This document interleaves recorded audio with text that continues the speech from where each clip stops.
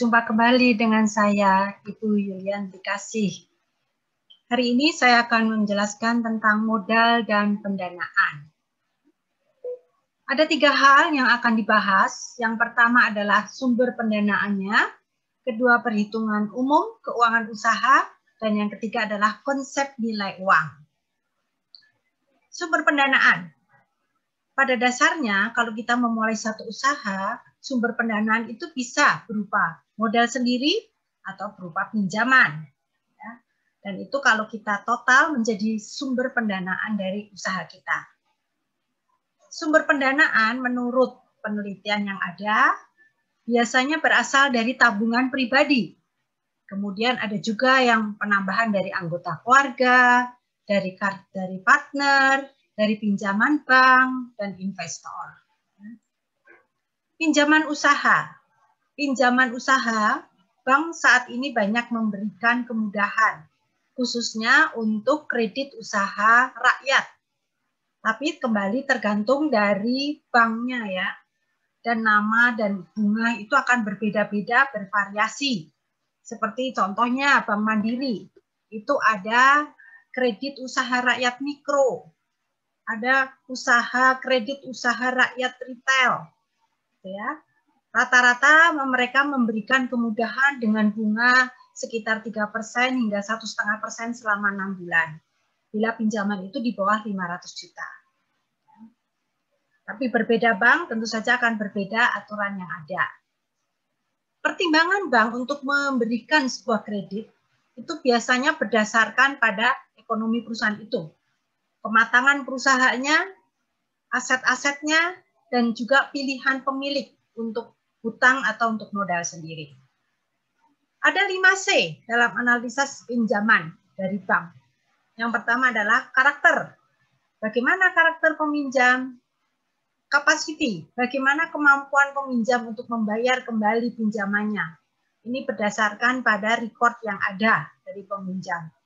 Kemudian kita juga melihat C ketiga, yaitu kapital.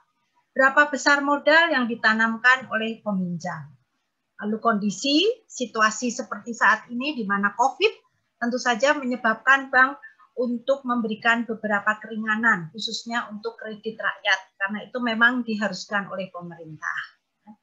Lalu bank juga melihat kolateral, yaitu jaminan. Kalau saya sebagai sebuah perusahaan, saya akan meminjam jumlah yang besar, tentu saya perlu memberikan jaminan ya. Nah, jaminan itu juga menjadi pertimbangan bank, apakah akan dikabulkan permohonan kredit tersebut. Dokumen biasanya ada neraca, laporan laba rugi, arus kas, ya, dan juga laporan-laporan lainnya yang dikumpulkan selama 1 tahun. Nah, apa yang bisa dinegosiasikan dengan bank? Yang bisa dinegosiasikan terutama adalah tingkat bunga. Ya, kita pengen bunganya lebih banyak, kita bisa nego, gitu ya. Lalu tanggal jatuh temponya, jadwal pembayaran kembali, misalnya apakah pembayarannya itu sama setiap bulan atau di awal itu sedikit, nanti terakhir cicilannya lebih besar. Ya, jadi gradien meningkat itu bisa dilakukan. Ya, kita sampai kepada perhitungan keuangan. Ya, pada dasarnya ini adalah bentuk perhitungan keuangan yang ada pada perusahaan secara mendasar. Jadi ada yang namanya modal investasi, modal untuk mendirikan usaha. Di dalamnya ada bangunan, ada alat angkut, ada mesin dan peralatan. Ya, itu merupakan modal investasi. Lalu ada juga modal yang namanya modal kerja. Modal kerja itu adalah harga dari bahan baku, harga dari persediaan bahannya, kemudian juga bagaimana kita nanti produk itu dalam proses, tentu kita akan menjual kan. Nah, apakah bisa langsung menjadi uang kas ataukah merupakan piutang.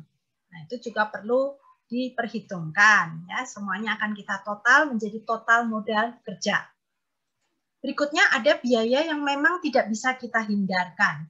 Walaupun misalnya usaha kita itu mengalami kemunduran atau stop, ya, tidak bisa memproduksi dengan baik. Antaranya adalah biaya gaji. ya, itu disebut fixed cost, ya.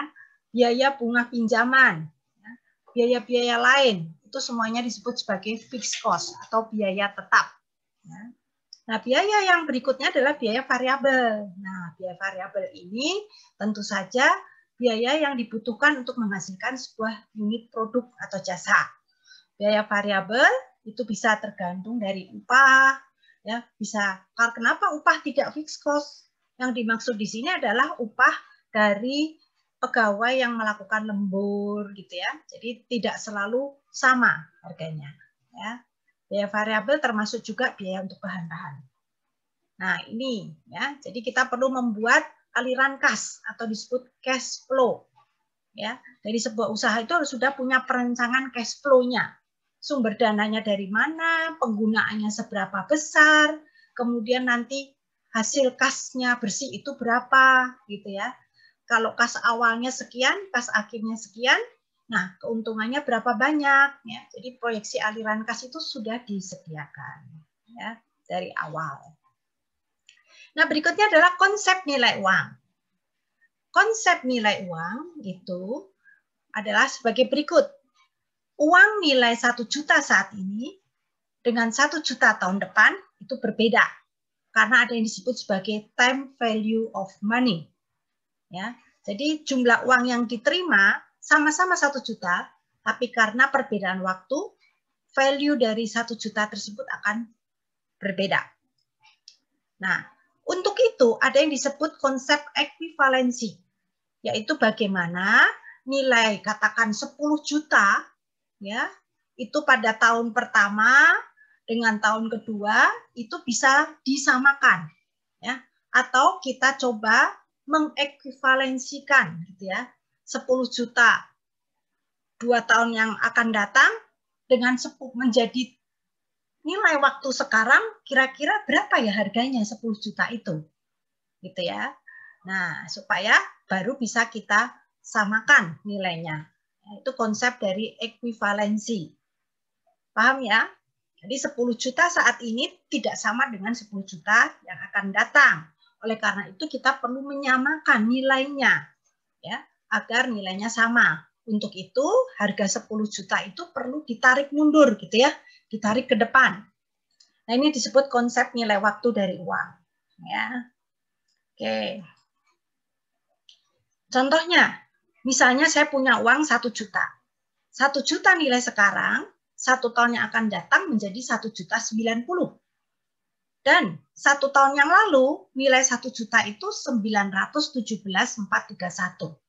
Ya, jadi kita akan melihat ketika nilai ini seperti ini, itu namanya baru ekivalen. Ya, 1 juta saat ini ekivalen dengan 1.090.000, 1 tahun yang akan datang ekivalen dengan 917.431 1 tahun yang lalu. Nah, bagaimana cara menghitungnya, gitu kan? Nah, nanti kita akan coba melihat cara perhitungan untuk melihat nilai konsep ekuivalensi. Nah, sebelumnya ini adalah simbol-simbol yang ada. P itu present, artinya nilai sekarang. F itu nilai yang akan datang. Ya. Kalau A itu akumulasi, ya, berurutan. Biasanya A itu digunakan kalau kita mau menyicil, ya, menyicil sebuah pinjaman. N besar itu periode bunga. I itu tingkat bunga, T itu waktu, M itu jumlah periode pemajukan, G itu adalah gradien. Ya. Nilai dari satu periode ke periode berikutnya. Baik, kita lihat satu persatu. Nah, kita harus menggunakan alat pengukuran sebagai berikut. Yang pertama adalah analisa nilai sekarang, atau disebut present value. Itu untuk melihat nilai 1 juta 10 tahun yang lalu akan datang, sekarang itu nilainya berapa. Nah, itu kita menggunakan analisa present value. Kalau analisa deret seragam, atau disebut annual worth, itu kita mau melihat besarnya cicilan. Ya, nilai cicilan dari tahun ke tahun itu akan berbeda sebetulnya, walaupun secara rupiah sama. Contohnya saya menyicil 500.000 setiap tahun, tapi 500.000 sekarang dengan 500.000 tahun yang akan datang akan berbeda. Nah, itu kita menggunakan annual worth. Future worth itu analisa nilai mendatang. bagaimana nilai 1 juta itu bisa menjadi 1.090.000. Seperti contoh tadi, ya. Nah, itu kita menghitungnya menggunakan future worth, analisa nilai mendatang. Kalau payback period itu untuk analisa periode pengembalian. Ya. Oke, periode pengembalian mana yang paling menguntungkan untuk perusahaan? 5 tahun, 10 tahun, nah itu bisa dihitungkan juga kalau kita melakukan peminjaman. Ya. Karena tidak selalu bahwa peminjaman itu merugikan, ya, walaupun ada bunganya. Kadang-kadang nilai uang sekarang dibandingkan nilai jumlah pinjaman itu bisa lebih berharga kalau nilai uang sekarang itu kita tidak investkan dalam satu barang, tapi kita gunakan uang tersebut adalah misalnya untuk produksi, gitu ya. Nah, itu kita perlu melihat pertimbangan-pertimbangan seperti itu. Apakah perusahaan akan menggunakan 1 jutanya untuk produksi atau 1 jutanya untuk invest di komputer misalnya, ya, di suatu sistem. Nah, pertimbangan itu seperti itu kita harus menggunakan analisa-analisa alat ekonomi teknik ini. Ini adalah contoh soal, ya, dari cash flow present, future, dan annual. Yang pertama, 5 tahun yang akan datang, uang Ani menjadi 30 juta. 5 tahun yang akan datang, berarti nilai future. Ya, tingkat bunganya 14%. Ditanyakan berapa uang Ani sekarang, berarti yang ditanyakan adalah nilai P atau present. Perhitungannya adalah sebagai berikut. Ya, kita menggunakan tabel bunga 14% P per F. Berarti tabel bunganya adalah 0,519369. Hasilnya adalah sebagai berikut. Kita mau cari nilai present. Berarti P sama dengan F dalam kurung P per F 14%,5 dikali 30 juta. Nah, ya. Lah, 0,5194 ini adalah kita peroleh dari nilai tabel ini tadi, ya. Kita bulatkan menjadi 4 digit, ya. 0,5194 dan ketemu nilainya. Ya, jadi nilai 30 juta dengan bunga 14% pada 5 tahun yang akan datang sekarang itu nilainya cuma 15 juta. Gitu, ya. Nah, berikutnya lagi. Berapa jumlah yang harus dibayar 3 tahun yang akan datang bila bank memberi pinjaman 100 juta dengan bunga 18%. Gitu ya. Berapa memberi pinjaman 100 juta? 100 juta diberikan saat ini kan, present kan. Ya. Nah, jumlah yang harus dibayar itu berarti kan future kan, yang akan datang. Berarti saya melihat atau mencari nilai future terhadap present. Ya. Future F sama dengan P. Dalam kurung F per P 18%,3.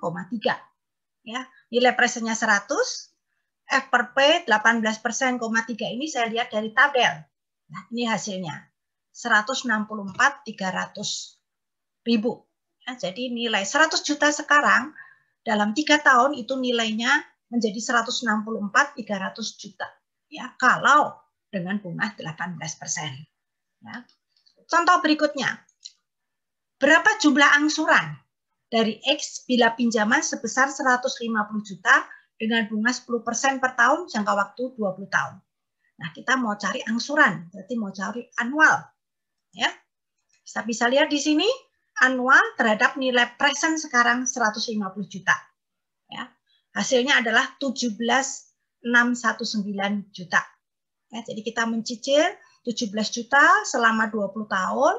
Ya, karena ada bunga 10% untuk melunasi pinjaman 150 juta saat ini. Gitu, ya.